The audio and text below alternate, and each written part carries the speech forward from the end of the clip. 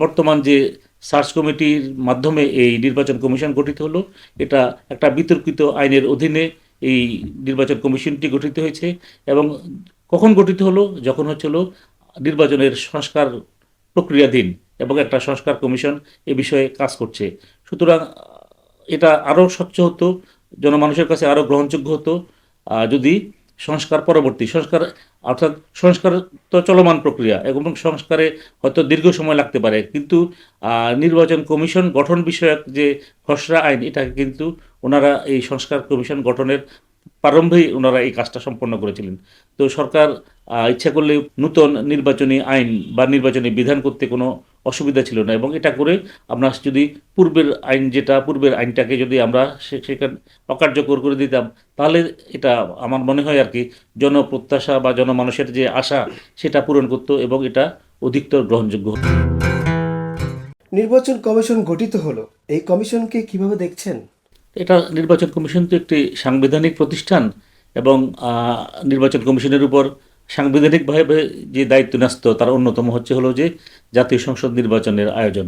এখন জাতীয় সংসদের নির্বাচন আয়োজন করতে গেলে তো নির্বাচন কমিশনকে আরও কিছু কার্যক্রম সম্পন্ন করতে হয়। এর মধ্যে সবচেয়ে বেশি গুরুত্বপূর্ণ সেটা হলো যে ভোটার তালিকা যেটা আছে এটাকে হালনাগাদকরণ এবং নির্বাচনী এলাকার সীমানা নির্ধারণ। তো এই সকল কাজ করতে গেলে নির্বাচন কমিশনের হয়তো কিছুটা সময় লাগবে। এখন আমাদের দেশের মানুষ সবসময় প্রত্যাশা করে যে নির্বাচন কমিশন স্বাধীন এবং নিরপেক্ষ হয় এবং স্বাধীন এবং নিরপেক্ষভাবে যেন কাজ করে। তো আমরা আমাদের দেশে অতীতে দেখেছি যে নির্বাচন কমিশন দলীয় সরকারের আজ্ঞাবহ হিসেবে কাজ করেছে এবং দলীয় সরকারের আকাঙ্ক্ষা অনুযায়ী নির্বাচনের ফলাফল ঘোষণা করেছে। তো এখন যেহেতু দলীয় সরকার না, একটা অন্তর্বর্তী সরকার, এবং আমার মনে হয় না যে নির্বাচন কমিশনের উপর সরকারের ওই ধরনের চাপ থাকবে। এবং দেশবাসী প্রত্যাশা করে যে নির্বাচন কমিশন স্বাধীন বা নিরপেক্ষভাবে কাজ করে তাদের উপর যে অর্পিত দায়িত্ব আছে সেই অর্পিত দায়িত্ব সম্পন্ন করবে। নির্বাচন ব্যবস্থা সংস্কারের আগেই নির্বাচন কমিশন গঠন করা কতটা যৌক্তিক?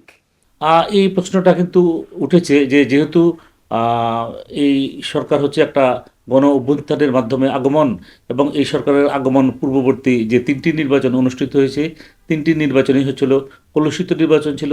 এবং ওই তিনটি নির্বাচনে যারা প্রধান নির্বাচন কমিশনার বা নির্বাচন কমিশনার হিসাবে অন্তর্ভুক্ত হয়েছিলেন, তাদের সামর্থ্য, তাদের যোগ্যতা, তাদের নিরপেক্ষতার ব্যাপারেও জনমনে ব্যাপক প্রশ্ন রয়েছে। এবং তারা যে প্রক্রিয়ায় তারা নিয়োগপ্রাপ্ত হয়েছিলেন, এই প্রক্রিয়া নিয়েও কিন্তু জনমনে অনেক প্রশ্ন রয়েছে।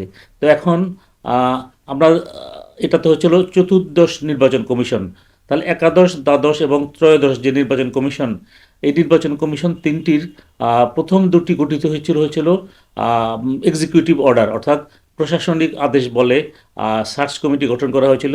এবং ওই সার্চ কমিটি 10টি নাম সুপারিশ করেছিল। 10টি নামের মধ্য থেকে রাষ্ট্রপতি 5জনকে প্রধান নির্বাচন কমিশনার বা নির্বাচন কমিশনার হিসাবে নিয়োগ দিয়েছিলেন। প্রথম যে সার্চ কমিটি ছিল, ওই সার্চ কমিটিতে 4জন অন্তর্ভুক্ত ছিলেন। একজন সুপ্রিম কোর্টের আপিল বিভাগের বিচারক, আরেকজন হলেন সুপ্রিম কোর্টের হাইকোর্ট বিভাগের বিচারক, আর অপর দুজন অডিটর অ্যান্ড অ্যাকাউন্টেন্ট জেনারেল, আর আরেকজন পাবলিক সার্ভিস কমিশনের চেয়ারম্যান। তাহলে প্রথম যে আপনার এই যে সার্চ কমিটি ছিল, এটা 4 সদস্য বিশিষ্ট ছিল এবং 4জনই সাংবিধানিক পদধারী।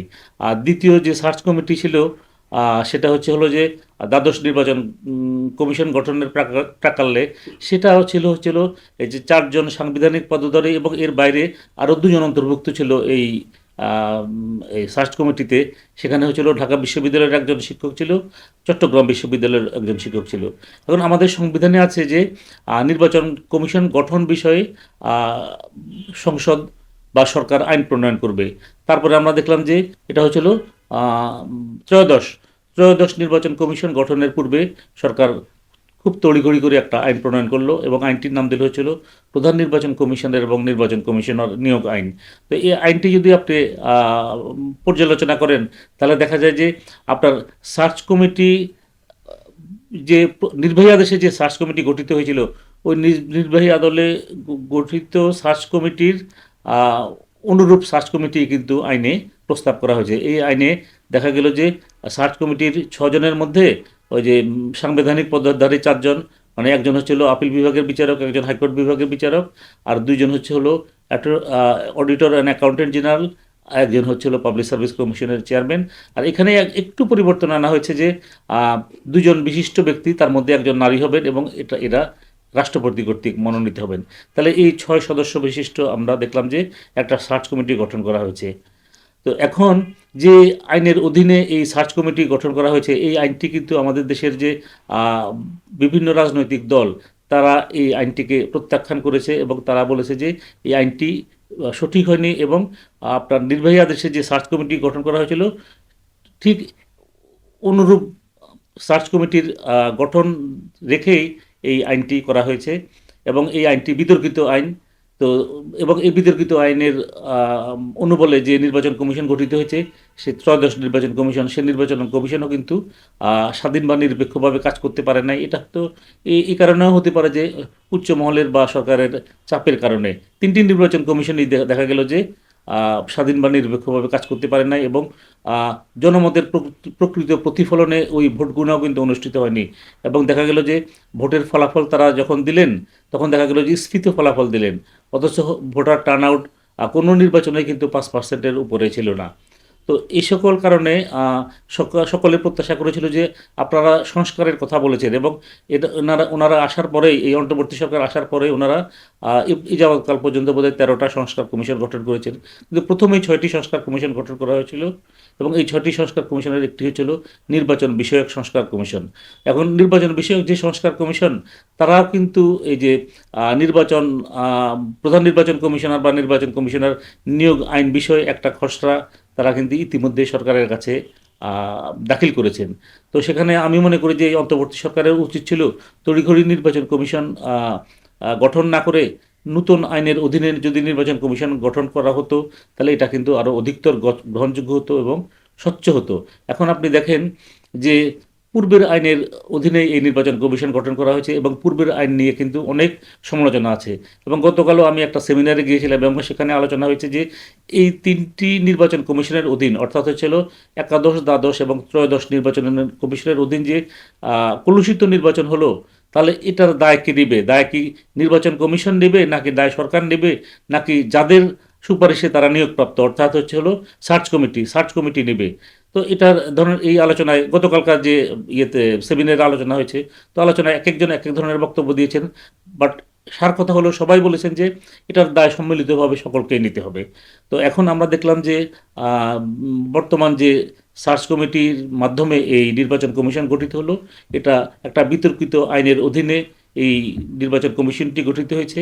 এবং কখন গঠিত হলো? যখন হচ্ছিল নির্বাচনের সংস্কার প্রক্রিয়াধীন এবং একটা সংস্কার কমিশন এ বিষয়ে কাজ করছে। সুতরাং এটা আরও স্বচ্ছ হতো, জনমানুষের কাছে আরও গ্রহণযোগ্য হতো যদি সংস্কার অর্থাৎ সংস্কার তো চলমান প্রক্রিয়া এবং সংস্কারে হয়তো দীর্ঘ সময় লাগতে পারে, কিন্তু নির্বাচন কমিশন গঠন বিষয়ক যে খসড়া আইন, এটাকে কিন্তু ওনারা এই সংস্কার কমিশন গঠনের প্রারম্ভেই ওনারা এই কাজটা সম্পন্ন করেছিলেন। তো সরকার ইচ্ছা করলে পূর্বের আইন বহাল রেখে একটা অর্ডিন্যান্সের মাধ্যমে একটা অর্ডিন্যান্স করে তা পূর্বের আইনটাকে ওনারা করতে, বহাল না, পূর্বের আইনটাকে তারা করতে পারতেন, এই যে সাপ্রেস করতে পারতেন, করে তারপরে পরবর্তী যে সংসদ যেটা হবে, সংসদ হলে তারা এই আইন হয়তো অনুমোদন করতো বা অনুমোদন করতো না, সেটা তো পরের ব্যাপার।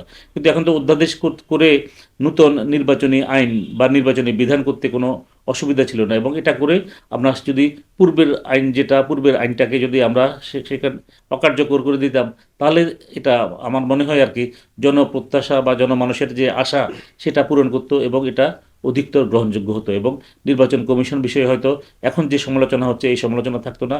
আপনি নিশ্চয়ই দেখেছেন যে নাগরিক পরিষদে যে বৈষম্য বিরোধী যে ছাত্র আন্দোলনের যে প্ল্যাটফর্ম, ওদের যে আরেকটা প্ল্যাটফর্ম হলো যে নাগরিক পরিষদ, তারা গতকাল একটা সংবাদ সম্মেলন করে এই নির্বাচন কমিশনকে প্রত্যাখ্যান করেছে।